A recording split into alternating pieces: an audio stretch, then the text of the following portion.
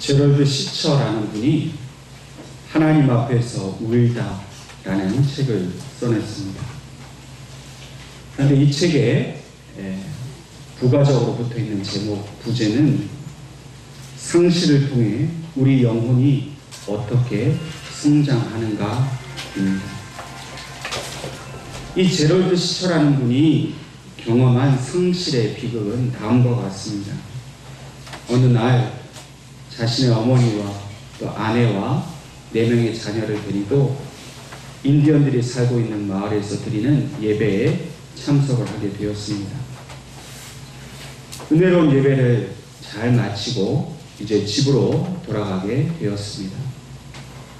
집으로 돌아가는 고속도로를 한 10분쯤 달리고 있었을 때에 맞은편에서 트럭 한 대가 속도를 늦추지 않고 커브길을 돌고 있었습니다. 순간 그 트럭은 제럴드 시처의 가족이 타고 있는 그 차량을 덮치게 되었습니다. 이 사고로 시처의 어머니와 또 아내와 셋째 딸이 그 자리에서 숨을 거두었습니다. 시처는 그 누구와도 비교할 수 없는 큰 상실의 상처를 받았습니다. 살아남은 아이들도 부상으로 인해서 여전히 고통 가운데 있었고, 어머니와 아내와 딸을 잃어버린 그 현실 앞에 그의 삶은 절망적이었습니다. 그리고 그의 슬픔은 도무지 그 무엇으로도 위로가 되지 않았습니다. 그러던 중에 어머니와 아내와 딸의 장례를 다 마치고 나서 자신의 목사이면서 또 사촌인 그 사촌에게 존 던이라는 분의 시 내용 하나를 소개를 받습니다. 그 시 내용은 태양을 쫓아서 광명한 대낮을 만나기 원한다면 태양이 있는 그 방향을 쫓아 서쪽으로 향하는 것이 아니라 오히려 방향을 돌려 떠오르는 태양이 보일 때까지 동쪽으로 어둠 속을 향해 달려가야 한다는 것이었습니다. 시처는 자신에게 드루어진 그 절망의 어둠을 피하고자 태양을 쫓지 않고 오히려 어둠을 향해 달려가서 마침내 떠오르는 그 태양을 만나고자 하였습니다. 그러나 말이 쉽지 그 어둠을 향해 달려가는 일이 결코 쉽지 않았습니다. 그는 분노하였고 하나님 앞에 원망하였습니다. 때로 하나님과 타협도 해보았지만 아무런 마음의 시원함을 얻을 수 없었습니다. 결국 시처는 극심한 우울증에 빠지게 되었고 마침내는 아무것도 할 수 없는 무기력에 빠지게 되었습니다. 그런데 이런 무기력 속에서도 시처는 한 가지 일기를 쓰기 시작했습니다.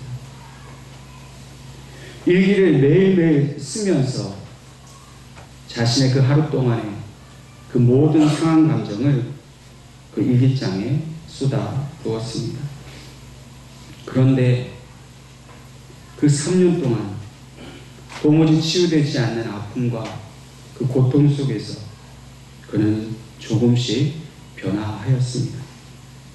물론 상실의 아픔을 완전히 이겨내지 못했습니다. 극복할 수 없었습니다.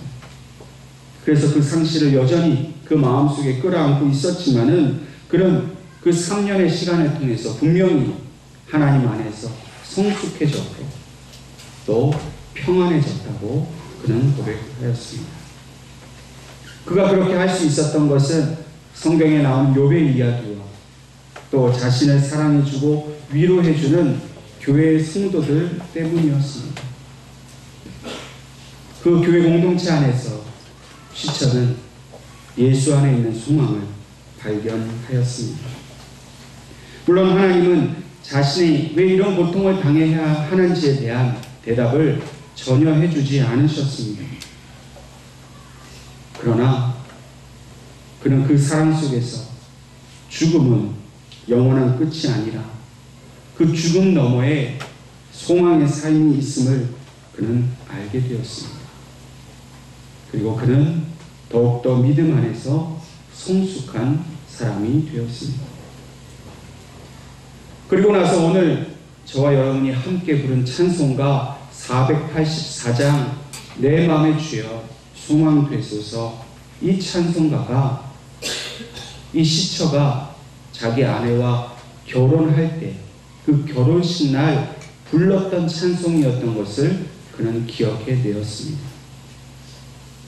그리고 마치 예언한 것처럼 그는 모든 것을 잃어버린 그 순간에 다시 이 찬송을 부르게 됨으로써 오직 예수님만이 자기의 소망인 것을 고백하게 되었습니다. 오늘 우리도 이 제럴드 시처와 같이 소중한 것을 잃어버린 상실의 아픔을 겪을 때가 있습니다. 소중한 사람을 잃어버리고, 물건을 잃어버리고, 소중한 시간들, 소중한 모든 순간들을 잃어버리고 아파하는 그런 경험을 할 때가 있습니다. 물론 이 상실의 아픔은 특별한 어떤 사람에게만 일어나는 일이 결코 아닙니다. 우리 중 누구에게라도 흔히 일어날 수 있는 일입니다. 그러나 이 아픔을 대하는 태도는 또 이 아픔을 통해서 하나님의 뜻을 알아가며 그 하나님의 뜻 가운데에 예수 안에 있는 소망을 발견하는 것은 너무나도 중요한 일입니다. 오늘 하나님께서 우리에게 주신 이 본문의 말씀 예레미야 애가는 선지자 예레미야가 부른 애가입니다. 슬픔의 노래입니다. 상실의 아픔을 가지고 하나님 앞에 노래한 책입니다. 예레미야는 하나님께서 장차 예루살렘이 멸망하게 될 것을 그 예언하신 말씀을 백성들한테 선포한 선지자였습니다. 예레미야를 통해서 하나님께서는 이 예루살렘 땅에 심판이 이를 것을 경고하셨지만은 그러나 유다 백성들은 누구도 예레미야의 말을 듣지 않았습니다. 하나님의 심판의 경고를 듣지 않았습니다. 그리고 결코 이 땅에는 멸망이 오지 않는다고 자신들의 우상 숭배와 세상 속에 그 즐거움 속에 그들은 여전히 빠져 있었습니다. 그러나 결국 하나님이 말씀하신 대로 예루살렘은 바벨론에게 멸망하게 되었습니다. 예레미야는 이 예루살렘이 멸망하는 모든 과정을 직접 보았습니다. 성전이 무너지고 예루살렘 성벽이 허물어지는 것을 고통 가운데 그는 직접 목도하였습니다. 마치 자기의 어머니와 아내와 딸의 죽음을 그렇게 비참한 마음으로 바라보았던 이 제럴드 시처처럼 이 예레미야는 하나님의 성, 그 예루살렘을 잃어버리는 상실의 아픔을 가지게 되었습니다. 감당할 수 없는 이 상실의 아픔을 가지고 예레미야가 한 일은 그 마음을 가지고 하나님께 나아가는 일이었습니다. 그래서 오늘 본문 19절과 20절의 말씀처럼 내 고초와 재난 곧 쑥과 담즙을 기억하소서. 내 마음이 그것을 기억하고 내가 낙심이 되오나. 그는 하나님 앞에 자기의 그 아픔을 가지고 호소하며 기도하였습니다. 예레미야는 자신의 그 상한 감정을 그대로 하나님 앞에 다 알고 있습니다. 쑥과 담즙과 같이 쓰리고 비통한 마음을 그대로 다 알렸습니다. 예레미야가 이렇게 하나님 앞에 나아가 기도할 수밖에 없었던 이유는 오직 그 모든 비통한 쓰린 마음을 이해하고 헤아려 주시는 분은 하나님밖에 없기 때문이었습니다. 우리도 때로 아픔을 겪습니다. 그 아픈 마음을 가지고 다른 사람들에게, 친구들에게, 그 아픔을 이야기할 때 있습니다. 물론 그 친구들이 우리의 아픈 마음을 들어주고 이해는 하지만은, 그러나 사실 그들이 온전히 다 헤아려주고 받아주지는 못합니다. 사람들은 모두가 다 자신이 가지고 있는 아픔이 있습니다. 크건 작건 다 아픔이 있습니다. 아무리 그 상대방이 어려운 형편의 처지에 처했다 할지라도 자기의 아픔이 더 크기 때문에 상대방의 아픔을 알면서도 그것을 다 받아주기는 불가능한 일입니다. 사람에게는 그 어떤 위로나 그 어떤 격려도 온전할 수가 없습니다. 그러나 하나님께서는 우리의 아픔을 100% 다 이해해 주시고 받아주실 것을 우리는 기대할 수 있습니다. 하나님은 오늘 우리 인생의 아픔을 다 아십니다. 오늘 우리의 모든 인생의 아픔을 온전히 받아주실 수 있는 분은 하나님밖에 없습니다.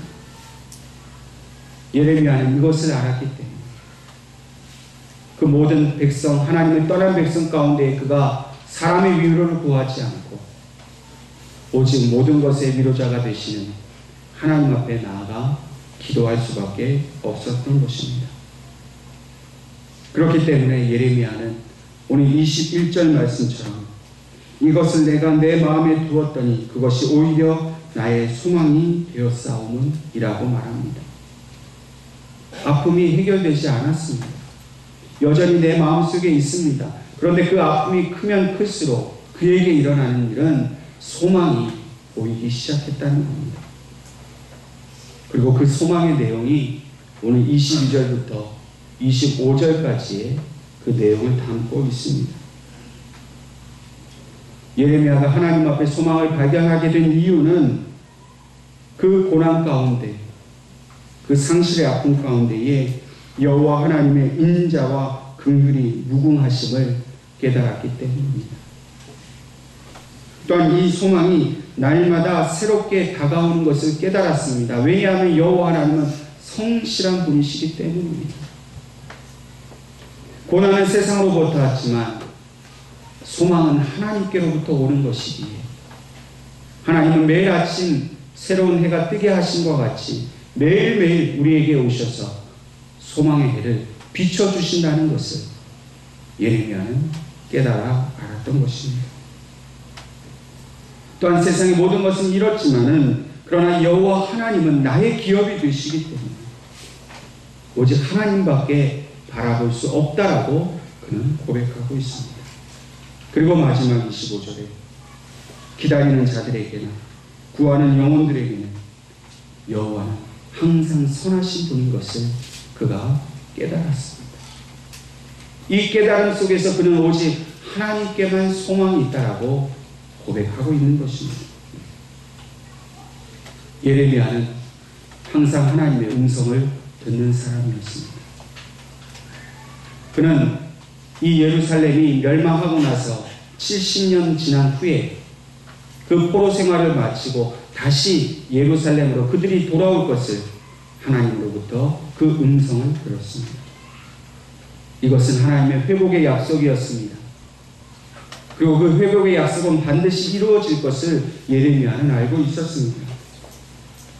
이 약속 안에서 예레미야는 하나님의 긍휼과 자비의 사랑을 깨닫게 된 것입니다. 사람의 약속은 지켜지지 않을 때가 너무나 많습니다.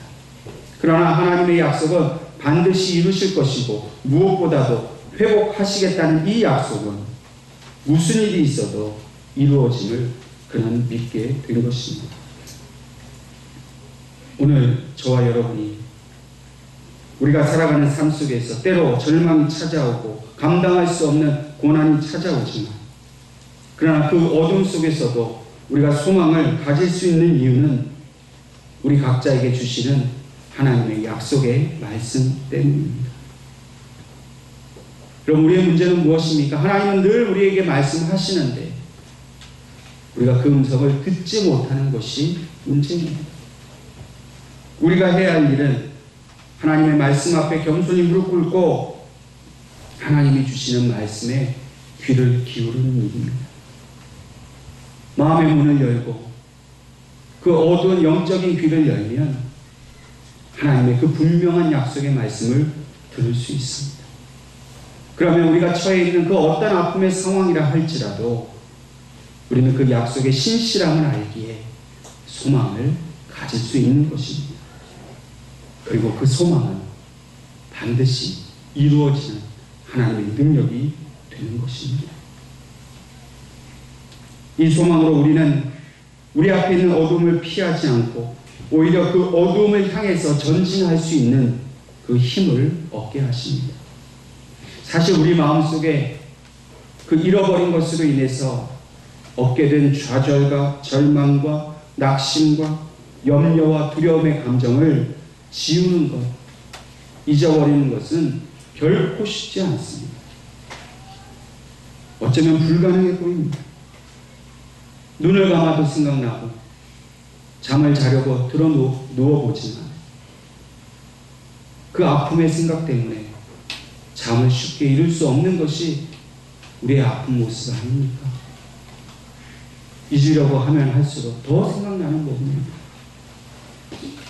또한 사람들은 이 아픔을 잊어보려고 세상의 즐거운 일에 한번 빠져보기도 합니다. 세상 사람들처럼 먹고 마시고 어울리고 취하고 한번 즐겁게 살아보면 이 고통을 잊어버릴 수 있지 않을까 생각해서 세상의 즐거움에 빠져보지만 그리하면 할수록 더 공허해지고 더 외로워지는 것이 우리의 모습입니다. 결론적으로 그 아픔의 감정을 해결할 수 있는 방법은 사람에게 없습니다. 세상 속에서도 도무지 찾을 수 없습니다. 이 아픔을 해결할 수 있는 길은 오직 하나님밖에 없는 것입니다.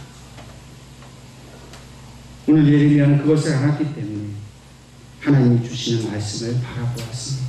그리고 그 음성을 들었습니다. 그래서 26절에 이렇게 말합니다. 사람이 여호와의 구원을 바라고 잠잠히 기다리니 예레미야는 하나님의 구원을 바라보고 잠잠히 기다려야 함을 깨닫게 되었습니다.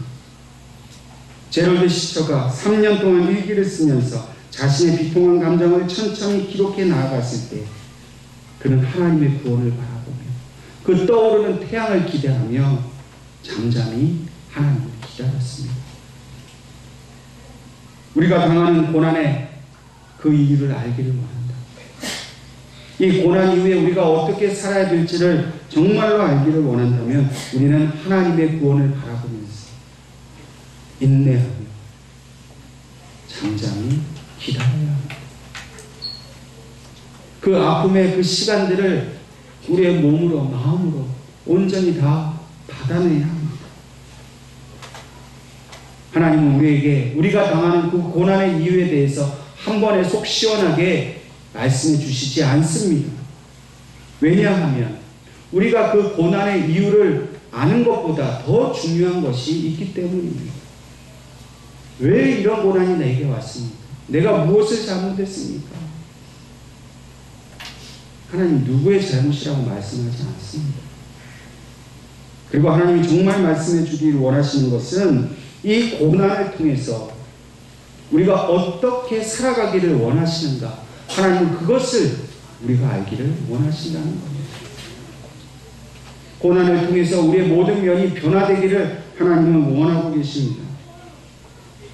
더 깊은 믿음의 사람이 되어 하나님이 맡기신 그 일을 우리가 하기를 원하십니다. 그래서 계속해서 27절과 28절 말씀이 이렇게 말합니다. 사람은 젊었을 때에 멍에를 매는 것이 좋으니 혼자 앉아서 잠잠할 것은 주께서 그것을 그에게 메우셨습니다.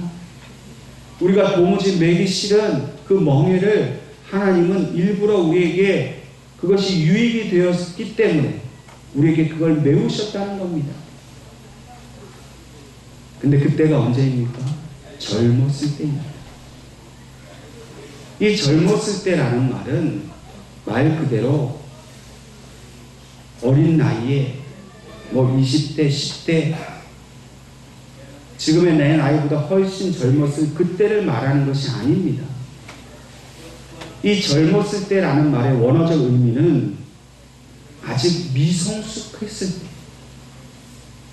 또 무엇인가 아직 더 배워야 할 그 나이에 라는 뜻입니다. 우리의 어떤 신체적 나이와 상관없습니다.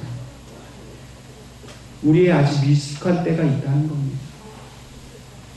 우리가 오래 살고 많이 살았다고 우리가 성숙한 것이 아니라 아직도 우리가 배우지 못하고 알지 못하는 그때에 하나님은 멍에를 우리에게 지우신다는 겁니다. 왜요? 그 멍에를 통해서 우리가 성숙해지기를 하나님 원하시기 때문입니다.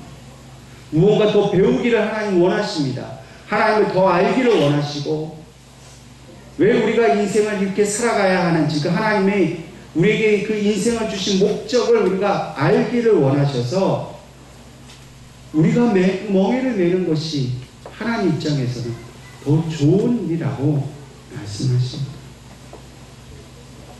C.S. 루이스는 이렇게 말하였습니다. 죽음이 찾아오기 전에 죽으라. 죽음 후에는 변화가 없다. 여러분, 우리 육신의 생명이 끝나면 더 이상 우리는 변화할 필요가 없습니다. 진짜 성숙해지고 변화되고 하나님의 사람으로 되어갈 수 있는 기회는 살아있을 때입니다. 죽으면 그 무엇을 기대할 수 있겠습니까? 이 땅에 우리의 육신의 생명이 살아있는 그때에 우리의 죽어야 할 죄성이 죽고, 우리의 그 못난 성품이 죽고, 우리의 그 다른 사람을 괴롭게 하고 나를 괴롭게 하는 그 잘못된 성향이, 성품이 죽어야 된다는 겁니다. 나이는 많이 먹었는데 여전히 어린아이처럼 떼쓰고 질투하고 시기하고 그 미숙한 모습으로부터 성숙한 사람이 되어갑니다. 그래서 하나님께서 맡겨주신 그 일을 감당하는 그런 믿음의 사람이 되는 것이 하나님의 뜻이기에 때로 우리에게 고난을 통해서, 그 상실의 아픔을 통해서 하나님 뜻을 우리에게 가르쳐 주신다는 겁니다. 오직 사람은 고통이 있을 때라야만 자신의 내면을 되돌아봅니다. 고통이 와야만 자신의 영적인 상태를 발견합니다. 고통이 없이 평안하기만 하면 결코 우리는 성숙한 사람이 될 수 없습니다. 또한 이 미성숙한 상태에서는 그 미성숙함이 우리 자신도 괴롭힙니다. 힘들게 만듭니다. 아직 어린아이에게 한 10kg 정도 되는 쌀을 한번 푸대를 들어보라고 시켜보십시오. 그 아이는 그 10kg의 쌀 푸대를 드는 게 고통입니다. 들 수가 없습니다. 용을 쓰고 애를 써보지만 자기 힘에 부치기 때문에, 아직 그 힘이 미숙하기 때문에 그것을 들어 올리는 게 너무나도 어렵습니다. 그러나 성인이 된 우리가 그 10kg의 쌀 들어 올리는 건 너무나 쉬운 일입니다. 왜 그렇습니까? 그만큼 우리는 힘이 있기 때문입니다. 우리가 성숙해야 할 이유가 바로 여기에 있습니다.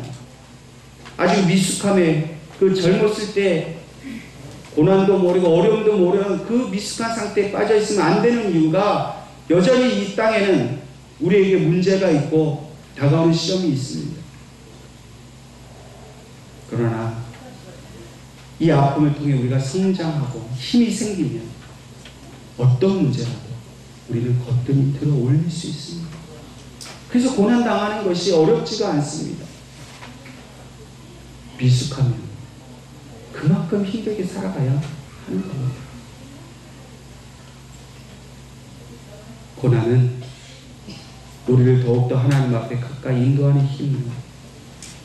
세상을 더욱더 잘 살게 하시는 하나님의 그 사랑의 뜻입니다. 그런데 마지막으로 이 예레미야가 깨달은 것이 무엇입니까? 그런데 그 고난은 하나님의 본심이 아니라는 겁니다. 본문 32절과 33절 말씀에 그가 비록 근심하게 하시나 그의 풍부한 인자하심에 따라 긍휼히 여기실 것이며 주께서 인생으로 고생하게 하시며 근심하게 하심은 본심이 아니시로다. 우리에게 여전히 아픔이 있고 고난이 있지만 이것은 하나님의 본심이 아닙니다. 근심하게 하십니다. 고통이 있게 하십니다. 그러나 더 큰 그 풍성한 그 풍부한 인자하심에 따라 우리를 불쌍히 여기십니다. 그리고 우리가 그 고난을 이겨내기를 원하십니다. 예수님은 이 땅에 고난의 종으로 오셨습니다.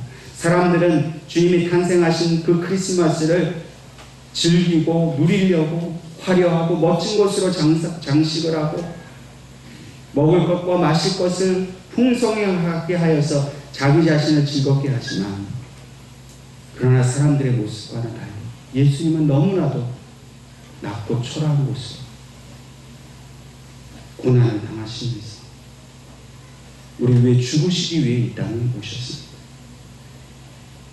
주님은 우리를 위하여 모든 고난을 대신 지셨습니다. 그리고 십자가에서 죽으셨습니다. 그런데 하나님의 본래의 뜻은 예수님이 이렇게 고난당하고 죽는 것이 본심이 아니셨습니다. 하나님의 본심은 무엇입니까? 예수 그리스도를 그 죽음에서 일으키시는 것이 본심이셨습니다. 부활케 하시는 것입니다. 사망과 권세를 다 이기시고 세상의 모든 것들로부터 영광받게 하시려는 것이 하나님의 본심이십니다.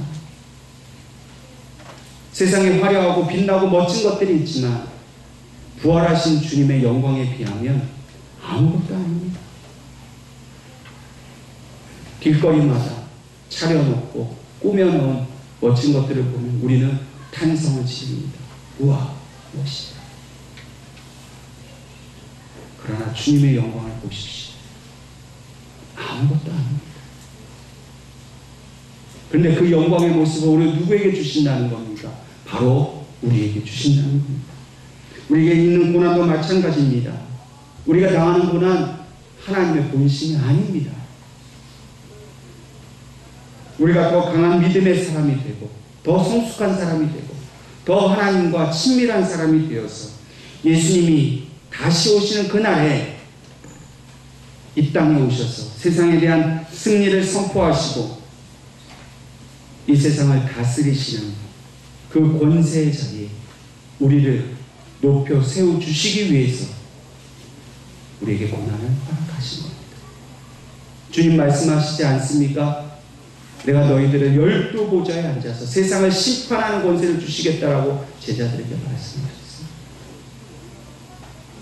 비록 우리는 지금 세상 가운데 억압당하고 시련을 당하고 고통을 당하는 것 같지만 우리를 괴롭히는 그 모든 원수마귀들 앞에서 우리가 주님과 함께 보좌에 앉아서 그들을 심판하는 날이 곧 다가온다는 것입니다.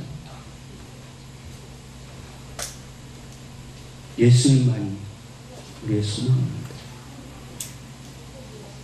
세상에 마음 두지 마십시오.